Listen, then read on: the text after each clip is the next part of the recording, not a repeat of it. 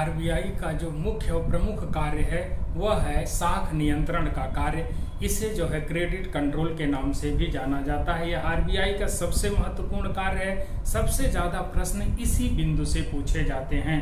इसी को मौद्रिक नीति भी कहा जाता है। तो पूछ लिया जाता है कि मौद्रिक नीति के तहत क्या क्या आते हैं। तो जो हम लोग आज साख नियंत्रण में पढ़ेंगे वही सब मौद्रिक नीति के तहत यानी साख नियंत्रण के तहत आते हैं। तो देखिए, भारत का यह केंद्रीय बैंक है। सारी बैंकिंग प्रणाली मुद्रा पर पूर्णतया पूरा नियंत्रण अगर किसी का है तो वह रिजर्व बैंक ऑफ इंडिया का है।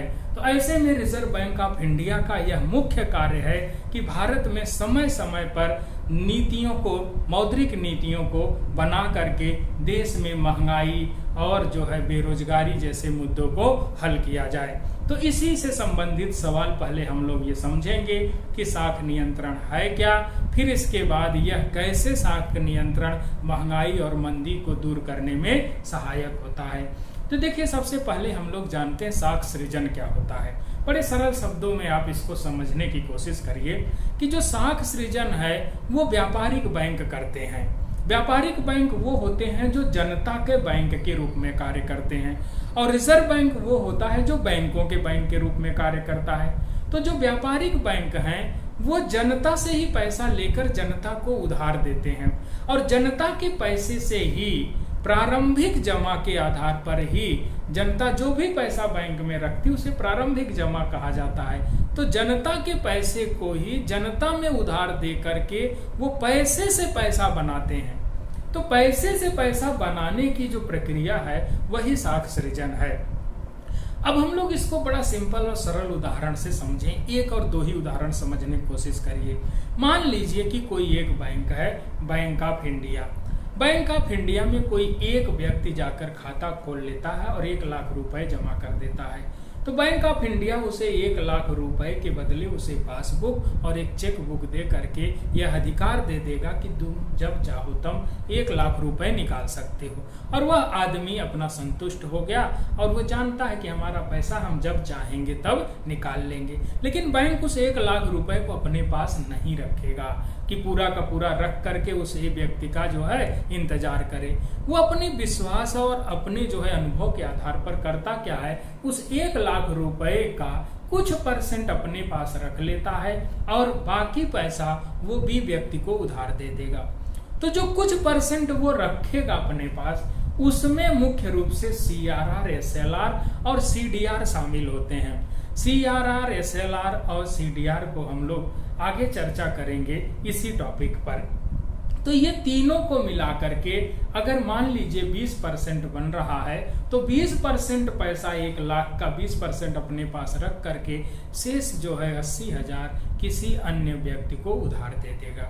मान लीजिए ए ने जमा किया 1 लाख, उसका 1 लाख का जो है 20% अपना पास रख कर बैंक 80% बी व्यक्ति को उधार दे दिया। बी व्यक्ति को भी वो कोशिश करेगा कैश न देना पड़े, इसलिए बी व्यक्ति को के नाम वह एक खाता खोल करके उसको एक चेक बुक दे करके और एक पासबुक दे करके यह अधिकार दे देगा कि तुम 80,000 रुपया जब चाहे तब निकाल सकते हो। तो ऐसे में वह बी व्यक्ति भी संतुष्ट हो गया। अब ऐसी स्थिति में ध्यान समझिए, बैंक के पास आया 1 लाख रुपया और उसने जो है 1 लाख रुपए से 1,80,000 रुपए का सृजन कर दिया। 1,80,000 का जो सृजन हुआ वह उसे कहा जाता है दायित्व। दायित्व यानी लाइबिलिटी।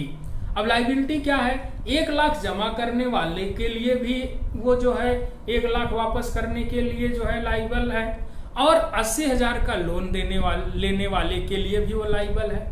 तो ऐसे में 1 लाख से उसने 1,80,000 रुपया जो बनाया वो 80,000 रुपया साख सृजन कहलाता है। इसी तरह वो अभी भी 80,000 अपने पास नहीं रखेगा, उस 80,000 का फिर 20% रख करके सी व्यक्ति को उधार देगा, फिर सी व्यक्ति का भी 20% रख करके डी व्यक्ति को उधार देगा, और यह उधार तब तक देता जाएगा जब तक 1 लाख रुपए की धनराशि शून्य नहीं हो जाएगी। तो ऐसी स्थिति में ये इसका फार्मूला है कि CC यानी credit creation equal to 1/CDR। CDR में जो है CRR, SLR और जो है मुख्य रूप से बैंक में रखे गए नगद शेष को रखा जाता है। अब ऐसी स्थिति में अगर CDR 20% है तो 1/20% गुणे 1 लाख आप कर लीजिए। 1/20% गुणे 1 लाख जब आप करेंगे तो यहाँ पर जो आप हल करने पर उत्तर आएगा वो जो है 5 लाख रुपया आएगा। तो ऐसी स्थिति में पैसे थे 1 लाख और उससे बने जो है 5 लाख, तो यहाँ क्रेडिट क्रिएशन जो हुआ वो हुआ आपका 4 लाख रुपए का। तो ये 4 लाख रुपया जो है RBI नियम बना के कम भी कर सकता है और ज्यादा भी कर सकता है। अगर RBI जो है CRR, SLR और CDR बढ़ा करके 20% से 25% कर दे तो क्रेडिट क्रिएशन जब 20% था तो 5 लाख का हुआ, 25% कर देगा तो क्रेडिट क्रिएशन 4 लाख का होगा।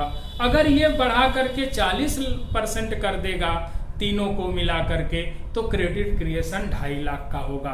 ध्यान से इस बात को समझिएगा और आप कॉपी कलम से इसको सॉल्व कर लीजिएगा। अगर क्रेडिट क्रिएशन में जो है CRR, SLR और CDR मिलाकर 20% है तो क्रेडिट क्रिएशन बन रहा है 5 लाख रुपए, और जो है 25% RBI कर देगा तो 4 लाख का, यानी जहां 5 लाख होते थे अब 4 लाख का सृजन होगा। अगर इसको बढ़ा के RBI 40% कर दे तो जो है 2.5 लाख का जो है क्रेडिट क्रिएशन होगा। यानी जो देश में मुद्रा की मात्रा है वो पहले देखिए आप 20% पे 5 लाख थी, 25% पे 4 लाख हुई, 40% पे 2.5 लाख, यानी RBI चाहे तो क्रेडिट क्रिएशन कम करके मुद्रा की मात्रा अर्थव्यवस्था में कम कर सकती है। इसीलिए RBI समय समय पे मौद्रिक नीतियां बना करके CRR, SLR, repo rate, reverse repo rate, marginal standing facility rate इत्यादि को समय समय पर जरूरत के हिसाब से बढ़ाती और घटाती रहती है। तो यही क्रेडिट क्रिएशन है। क्रेडिट क्रिएशन का काम जो है कॉमर्शियल बैंक करते हैं और इसी क्रेडिट क्रिएशन को CRR, SLR और CDR को बढ़ा घटा कर इसको कंट्रोल करने का काम रिजर्व बैंक करता है। तो रिजर्व बैंक के जो मुख्य रूप से साख नियंत्रण के जो कार्य हैं अब हम लोग उसको पढ़ते हैं। तो साख नियंत्रण के कार्यों को RBI 2 भागों में विभाजित कर दिया है। पहला कार्य है जिसको कहा जाता है मात्रात्मक यानी क्वांटिटेटिव मेजरमेंट, क्वांटिटेटिव यानी मात्रात्मक जो है पहलू, और दूसरा गुणात्मक या चयनात्मक अर्थात इसको क्वालिटेटिव मेजर्स। तो RBI के साख नियंत्रण के 2 उपाय हैं, एक मात्रात्मक उपाय और दूसरा गुणात्मक या चयनात्मक। मात्रात्मक उपाय ही ज्यादा प्रभावी हैं क्योंकि यह अर्थव्यवस्था में मुद्रा की मात्रा को कंट्रोल करते हैं, बढ़ा सकते हैं, घटा सकते हैं। तो इसीलिए मात्रात्मक ही ज्यादा पूछा जाता है। गुणात्मक में जो आता है नैतिक दबाव होता है, साख की उच्चतम सीमा होती है, साख की मार्जिन जो होती है, साख की स्वीकृति होती है, ये होते तो हैं लेकिन उतना प्रभावी नहीं होते हैं, इसलिए उससे पढ़ने के काम आते हैं और जो है व्यवहार में वो काम नहीं करते। व्यवहार में सबसे ज्यादा जो कार्य होता है वो मात्रात्मक नियंत्रण के, और मात्रात्मक नियंत्रण साख नियंत्रण के मात्रात्मक जो है जो प्रभाव हैं उसके तहत ही अब हम लोग चर्चा करेंगे। मात्रात्मक उपाय में पहला आता है बैंक रेट, दूसरा आता है रेपो रेट, तीसरा आता है रिवर्स रेपो रेट। ये 3 जो हैं तीनों को आप ब्याज दर समझिएगा, बैंक रेट, रेपो रेट और रिवर्स रेपो रेट को आप ब्याज दर समझिएगा। दूसरा यहाँ आता है आपका जो है परिवर्तनीय कोष अनुपात, यानी एक ऐसा जो है मात्रात्मक उपाय जो कोष में, बैंकों के कोष में परिवर्तन करता है। तो उसमें मुख्य रूप से जो है आपका आता है परिवर्तनीय कोष अनुपात के तहत CRR, SLR और आपका आता है एक जिसको कहा जाता है ICRR, CRR, SLR, ICRR। CRR क्या है? कैश रिजर्व रेशियो है, जिसको नकद कोष अनुपात कहा जाता है। SLR जिसको वैधानिक तरलता अनुपात कहा जाता है, और जो है ICRR को कहा जाता है इंक्रीमेंटल जो है कैश रिजर्व रेशियो। ये जो ICRR है ये एक बार प्रयोग किया गया है जब नोटबंदी की गई थी, इसके बारे में भी बताएंगे।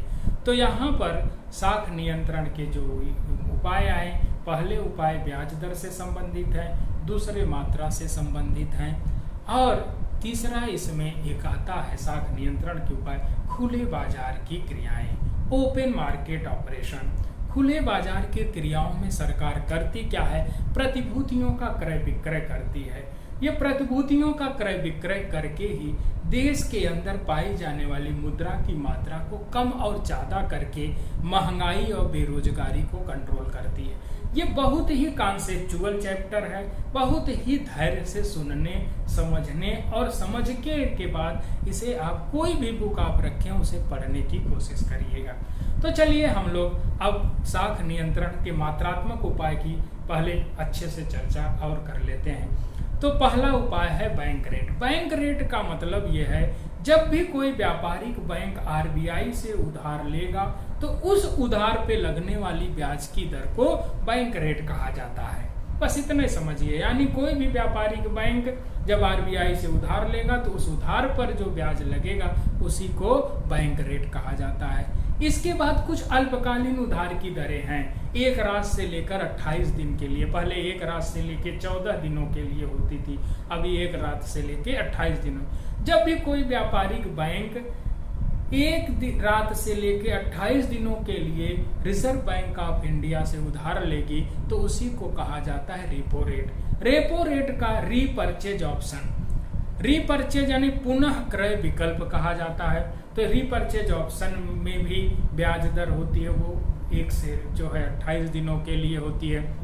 तीसरा रिवर्स रेपो, यानी रेपो रेट में व्यापारिक बैंक RBI से उधार ले रहे हैं, रिवर्स रेपो रेट में RBI व्यापारिक बैंकों से उधार ले रही है।